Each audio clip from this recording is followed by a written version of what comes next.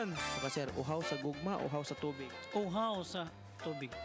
Ano man kay? Kaya ang uhaw sa gugma, dugay pa man ito ma-feeling sir. Ang uhaw sa tubig, bisa nasa na. Kung ang gugma di ka manginang.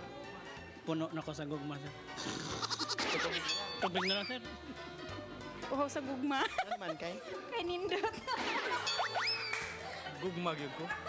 May gugma. Oh, kay ang tubig permanente man na to. Oh, bangita jud ya gugma. Kay tagbaw na makas tubig. Ikaw, Tubaga, uy. ang uhaw sa tubig, lahi na. Mo na si uhaw nga sa kakapoy sa imong lawas. Pero kanang uhaw sa gugma, mo nagipangita sa tanang mga batanon o mga Uhaw sa tubig. Ano man kay?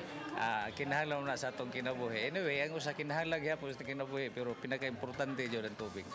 Uhaw lang sa tubig, sir. Di pa ko uhaw sa gugma. Saman!